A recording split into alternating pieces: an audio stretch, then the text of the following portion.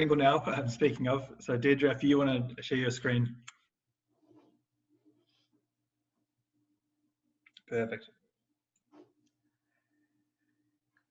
Needed to get out of it there just to mute, unmute myself. Okay, lovely. I hope you can all see that there. Yep. Yes, thanks, Gráinne, for that. As I said, I think what I'm going to say is going to echo a lot of what Gráinne has said, but I hope what everyone on this call can take from that is that it's possible to take this model and tailor it to your own specific area. And also, I like to reinforce that I work within the Kerry Hubs network, and it's invaluable just for support and tools and knowledge sharing, just to try and build and develop together. So yes, don't take the message that you're on your own on this, or you have to take this journey on your own. There's lots of help and tools and useful information out there. So thanks very much, I suppose, for the invitation to speak today. My name is Deirdre De Bhailís. I'm the manager of the Dingle Hub. I originally have an engineering background. I worked for many years as a research and development engineer in the telecommunications industry, and I also worked as a STEM communicator. But I began, I suppose, experimenting with working from home back in 2009, mainly to help balance family life and to minimize the hours spent in traffic and looking for car parking spaces around the colleges in Cork. Actually, it was my big bugbear. So when I realized that working from home was quite feasible, I made the decision to move back to Dingle in 2012. I can't say there was the same level of opportunities and tools available then, but I was able to make it work, and I haven't looked back since. I suppose the quality of life is second to none down here. So a good place to start introducing the Dingle Hub is to take a look at our timeline. The hub was launched in April 2017, and I joined as manager in 2018 through funding obtained from the Enterprise Ireland Regional Enterprise Development Fund, or EDF as we call it.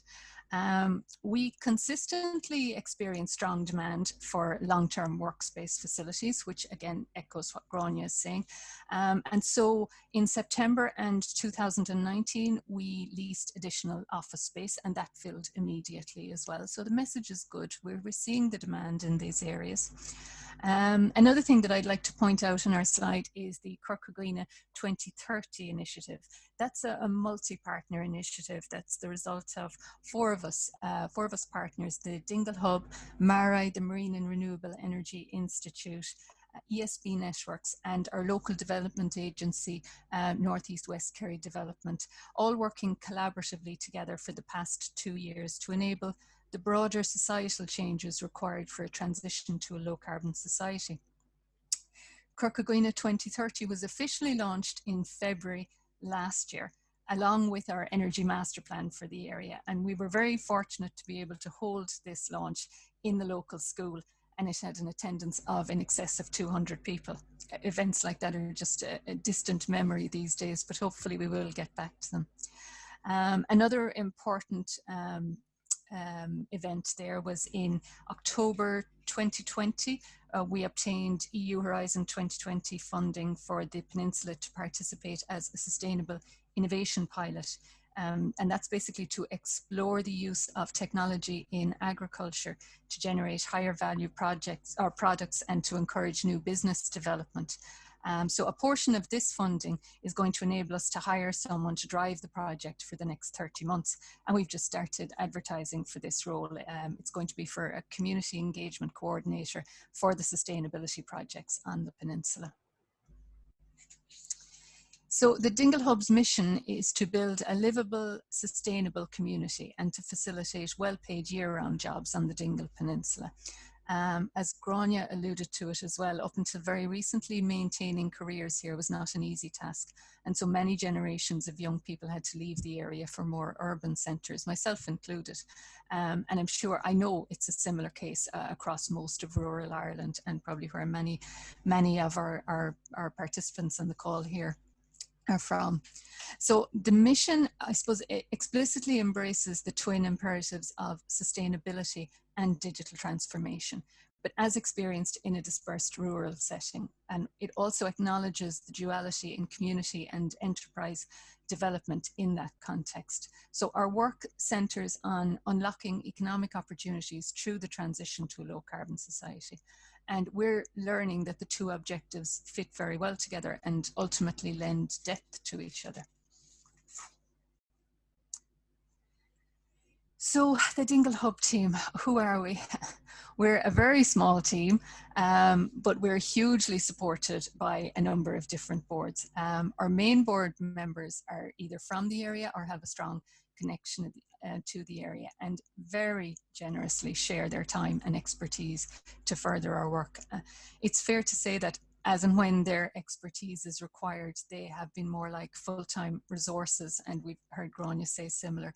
And that's why so much has been achievable to date. Both advisory and youth advisory boards were established, recognising the importance of intersectoral and intergenerational involvement in our initiatives. So our advisory board comprises representation from local government, state bodies, higher educational institutes, and the local tourism and commercial groups. And they've been key to identifying supports within their organisations to help resource different projects. Our Youth Advisory Board has 22 members who actively support projects in their areas of interest and in the areas where they're pursuing their careers. And they would all love to eventually return here to Dingle to work and continue to build their careers from here. Collaboration has been key to everything we do, and we are working with the many organisations listed here. They're too numerous to individually speak to today, but developing relationships and initiating projects with these bodies has allowed us to access resources and unlock opportunities that simply would not be possible on our own.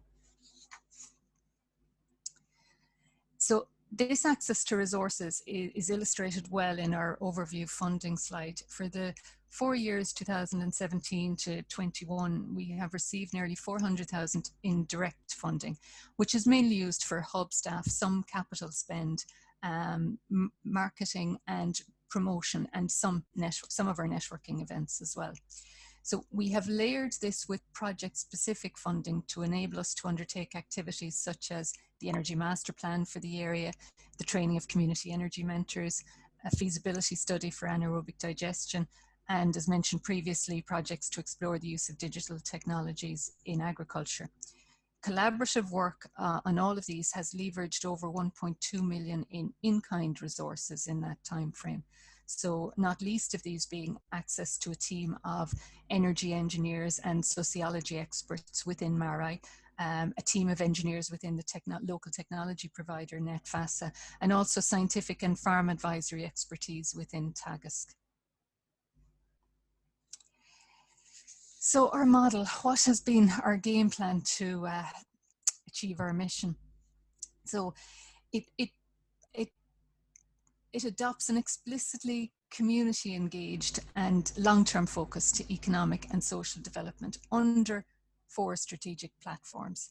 So it's recognizing the opportunities that connectivity would bring. The first platform was to provide a shared workspace with fast, reliable broadband. It underpins all of activity in a rural area, and it's so important, and that's why we're all here today. In a pre-COVID world, we realized that this on its own would not be sufficient to bring about the diverse employment that was needed. So we set about developing relationships and building collaborations in the areas of sustainability, digital transformation, and because it's Dingle and because there's a wealth of the creative people around us, one of the pillars is the creative industries as well. We have just recently added a 4th pillar, which focuses on community authored planning. So all of the local networks that we have built, we see a desire emerging from those to shape our future, to embed the skills that are now coming to the area, to take a look at what can we do to improve the future for here. And so we are working on initiatives to bring people together to author those plans. And what is emerging is that we are becoming a living lab, a place where we've built the ecosystem to enable test and trial projects, and a place where innovation can flourish. We are already seeing the establishment of new companies as a direct result of aggregated base demand from the various projects underway. And as these companies emerge, we leverage entrepreneurial and scaling services for them through working with the relevant agencies and by providing pathways into different networks. One of the trends that we're starting to see emerge is that companies are benefiting from access to knowledgeable, engaged community groups and can pilot their early stage platforms with those groups. And now, of course, we see a massive acceleration in the growth of remote working and learning and the opportunities this will bring with it for the future of rural communities. We can already see that community groups are benefiting from a new pool of volunteers, people who are now invested in building community here and are bringing new skills, expertise and connections to help realise those objectives. We think that local hubs can play a key role to help coordinate all of this. A major aspect is the dissemination of all of the project learnings, and we've been doing this through a series of learning briefs underway with our applied research partner MARI. These are all available on the Dingle Peninsula 2030 website. We've also recently been accepted as a member of the EU network of living labs, and will now begin to share and learn through this platform as well. And we were recently cited as a case study for sustainability on the UN Regional Information Centre for Western Europe website. So sharing all of this knowledge and communicating all the activities that we're doing is very important, I suppose, as in the event today, to show that it is possible. There is access to pots of funding and different collaborative projects to enable this to happen in areas. So I'll just take a look at some of the detail under the shared workspace platform. We have capacity for 45 people. It's not a massive amount, but it has a massive impact on an area like the Dingle Peninsula, which has an overall population of 12,500, but the town of Dingle itself is 2,500, very similar to Skibbereen. We currently have 36 regular hub clients, and last summer we saw again a significant increase in demand for hot desk services, and the bookings have already started for next summer, so hopefully all restrictions have been lifted. At present, only essential service workers can access the service, and this is approximately 7 people. They're never there at one time, and they're all in individual office spaces as well. But hopefully all this will change soon. But what we are starting to see is that a lot of people won't necessarily need desk space or office space in the traditional 9-to-5 full-time model. It's more of a hybrid model.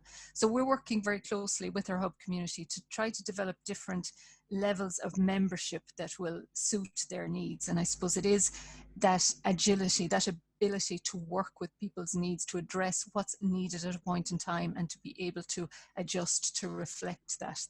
That's a very important point of a local hub and a hub network.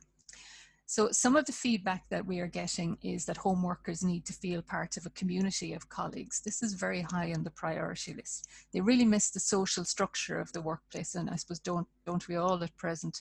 But it can be as simple as the Friday evening drinks. But we need to find ways to go beyond formal enterprise networking for our new communities. We can do this through the community authored planning process to embed people in the development of their local areas. They can bring their own skills and expertise and develop a pride of place. And this work is by its very nature, I suppose, strengthens social networks. Our hub community also need to know that they can still continue to develop their skills and careers. And so we leverage resources of organisations like Grow Remote and Kerry SciTech to help facilitate ease of access to opportunities. There's only time today really to give a quick overview of the detail under one thematic pillar. So I'll take a look at our sustainability pillar, but this level of activity is reflected across all 4 pillars. In practice, work under each pillar is about building living networks. It's about lots of cups of tea, a multitude of WhatsApp groups, community workshops and events, vision building sessions, and lots of stakeholder meetings. And under each of the pillars, we build these networks locally, regionally, nationally, and now internationally. Some nice examples here include local energy groups, which would be the West Kerry Dairy Farmer Sustainable Energy Community, or the Kirkagina Community-Owned Energy Group. And also all of the collaborative partnerships with the many different organizations and agencies listed here. A key component of any ecosystem seeking to stimulate innovation is to build skills and capacity. So we work to identify skills needs and either access or create training programs to deliver on those needs. The key example there would be the Community Energy Mentor Training course, which was delivered in late 2019. Again, thankfully, pre-COVID time, because part of it was bringing people together in a room and building relationships. So through the support of Kerry Education Training Board and SCAI, we equipped 11 members of the community with knowledge relating to domestic energy efficiency, renewable energy options, and the potential for community-owned projects. We've also organised the sponsorship of SCAI courses in air source heat pumps and near zero energy buildings for our tradespeople. And we've run climate action themed creative technology, animation and Coder Dojo workshops with our young people. So what is the role of the hub in all of this? We see the role of the hub as a mechanism to provide institutional memory and capacity to enable long-term impact of all the initiatives. And we do this by continually working to establish and maintain networks, identifying and providing for training needs, by identifying opportunities and facilitating collaboration between networks, and initiating projects that continue to strengthen the innovation ecosystem.